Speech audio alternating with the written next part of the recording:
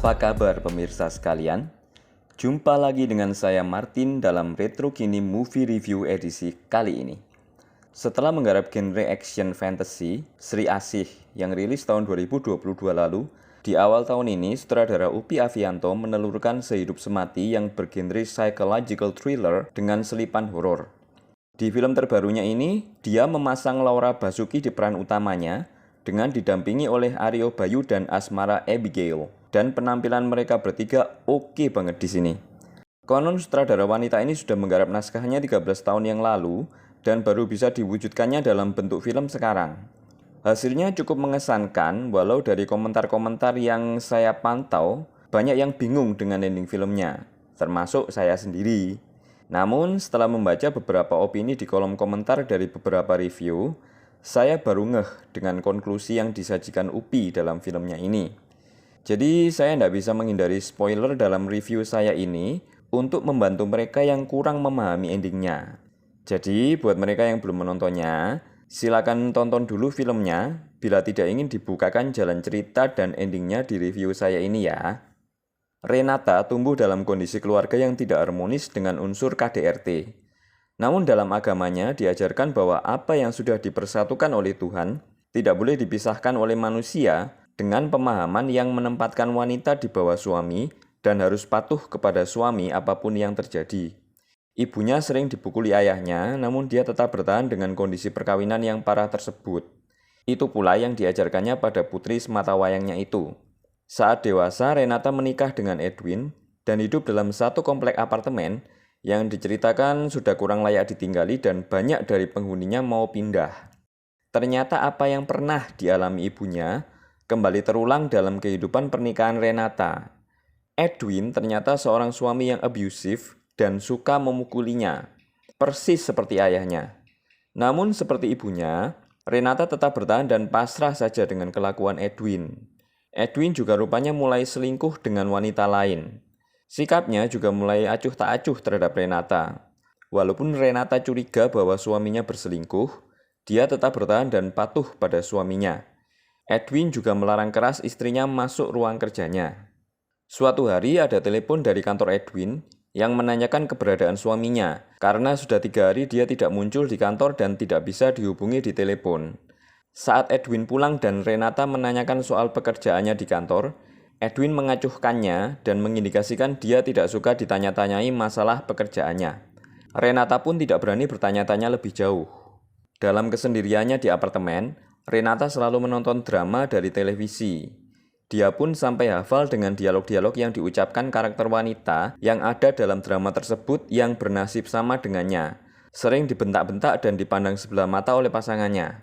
Asmara, tetangga Renata yang tinggal di apartemen di sebelahnya, yang bertolak belakang dengannya dalam pola dan perilaku, tahu bagaimana perlakuan Edwin padanya dan bilang bahwa Renata tidak boleh pasrah dengan kondisi itu. Tidak semestinya Edwin memperlakukan Renata seperti itu dan Renata tidak boleh diam saja. Karena simpati Asmara, Renata kemudian mulai berteman dekat dengannya. Renata mulai sering curhat pada Asmara dan mereka kian hari kian akrab. Renata juga mulai sering dihantui oleh sosok seorang perempuan yang berkeliaran dalam apartemennya. Dia juga menemukan fotonya bersama Edwin jatuh di lantai dan kaca bingkainya pecah. Saat dia mengambil bingkai foto itu di lantai, dia menemukan satu anting berbentuk kupu-kupu yang bukan miliknya. Dia juga menemukan 2 gelas sampahnya beserta botol wine di meja makannya. Di salah satu gelas sampahnya itu juga ada bekas lipstik. Saat membuang sampah, Renata juga pernah menemukan lipstik yang bukan miliknya di tempat sampah. Saat Edwin pulang, dia pun dengan jengkel mengutarakan kecurigaannya bahwa ada perempuan lain di apartemen mereka dan dia punya buktinya. Saat dia menghampiri meja makan, ternyata 2 gelas dan botol wine itu sudah tidak ada.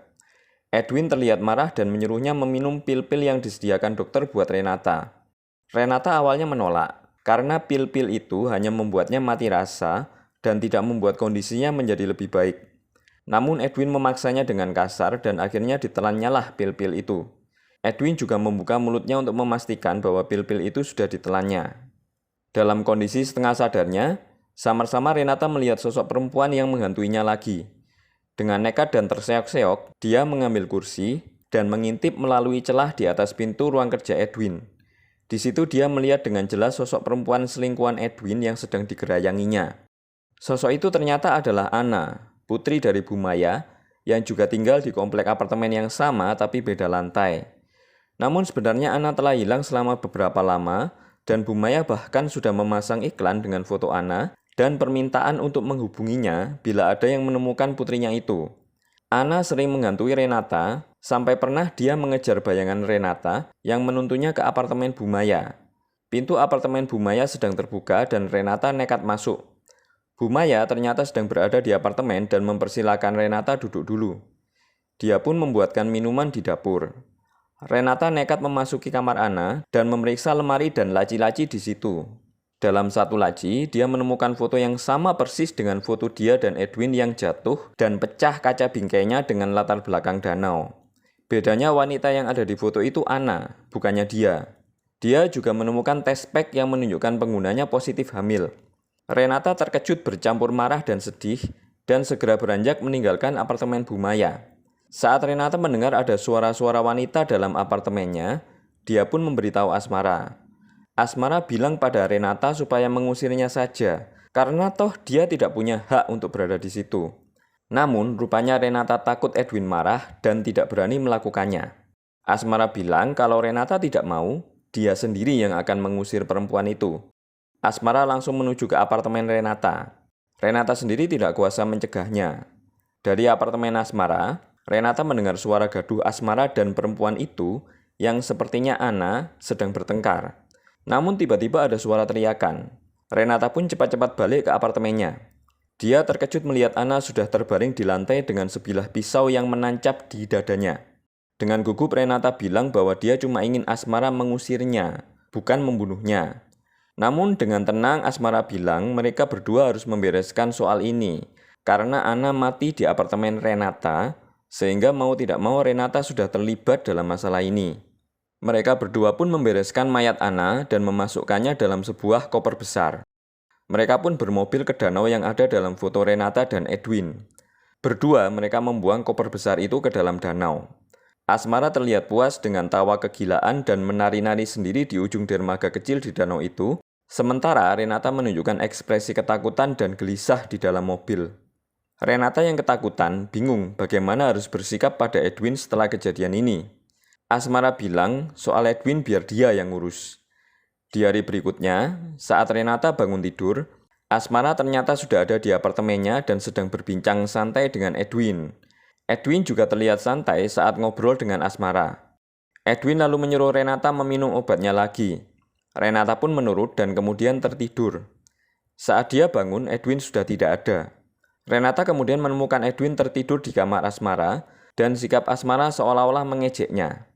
Dengan kesal, marah bercampur sedih, Renata balik ke apartemennya. Setelah beberapa lama, tiba-tiba terdengar jeritan dari apartemen Asmara. Renata pun kemudian memeriksanya. Ternyata Asmara sudah terbaring kaku di lantai kamar mandinya dengan telanjang dan bersimbah darah. Dia pun balik ke apartemennya dan menemukan pisau dengan darah yang melekat yang terbungkus handuk putih di tempat sampahnya. Renata terkejut bukan kepalang.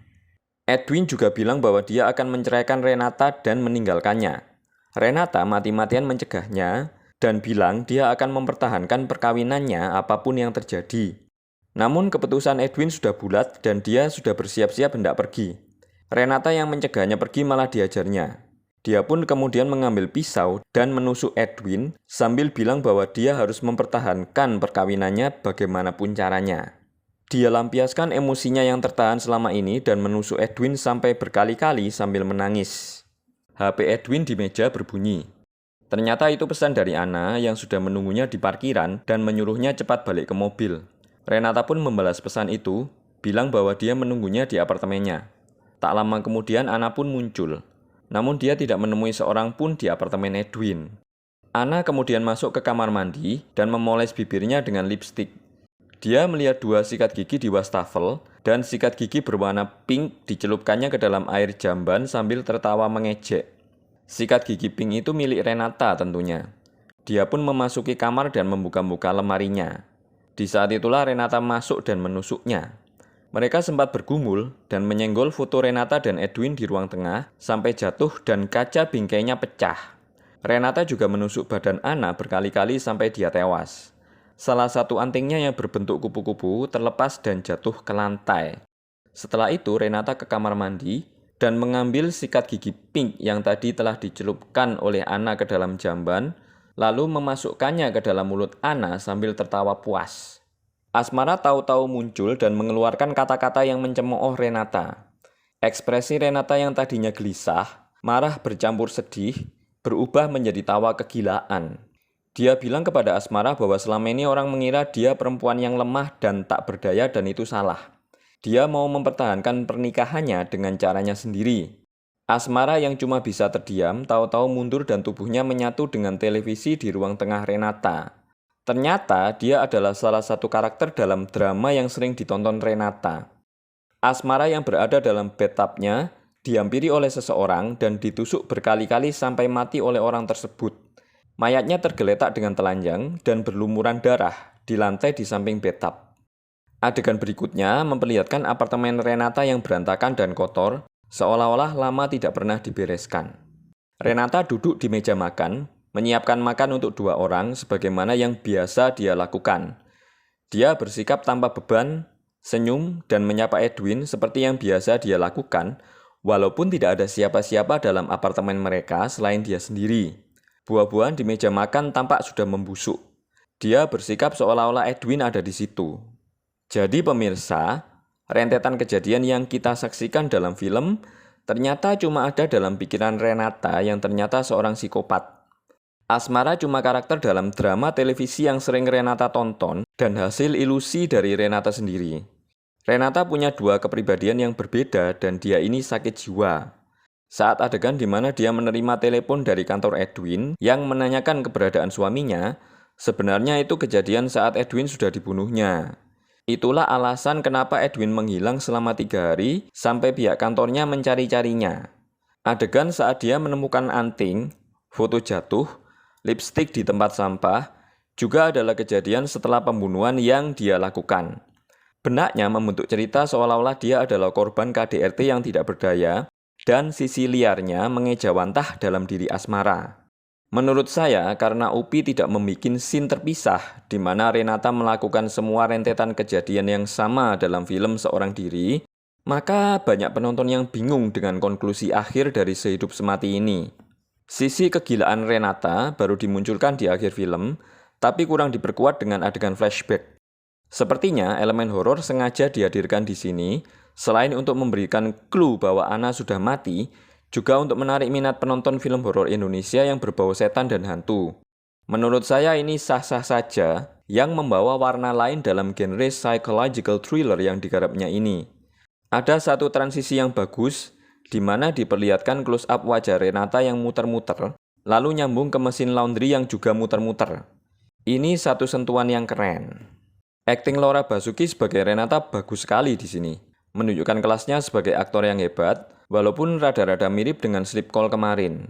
Kerapuan Renata dan ketidakberdayaannya dalam kasus KDRT yang dialaminya tergambar dengan baik dan meyakinkan. Sama dengan kegilaannya di ending film dan cara tertawa Laura yang keren. Aktingnya total dan oke banget di sini. Demikian pula dengan Aryo Bayu yang memerankan Edwin. Raut mukanya yang dingin dan ekspresi bengisnya cukup meyakinkan dan membuat saya percaya bahwa dia memang abusive. Karakter Edwin dibawakannya dengan kuat dari cara dia bergerak dan berperilaku. 2 jempol juga saya berikan buat Asmara Abigail yang memerankan Asmara. Dia tampil begitu lepas dan bitchy, namun memikat dengan body language dan cara bicaranya yang oke. Ekspresi sinis dan arogannya keren dan believable. Shantik Sahgal yang memerankan Anna juga tampil meyakinkan sebagai wanita penggoda. Tidak kaku dan cukup memikat. Di sisi akting, Upi berhasil mengarahkan para aktornya dengan baik.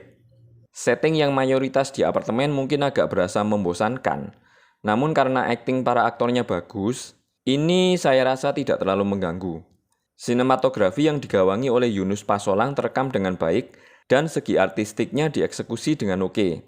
Warna kebiruan yang mendominasi apartemen Renata dan kemerahan di apartemen Asmara tergambar dengan indah sesuai kepribadian karakternya. Skor saya untuk Sehidup Semati 6,5/10. Kurang jelasnya pemaparan di ending film menjadi ganjalan bagi saya pribadi.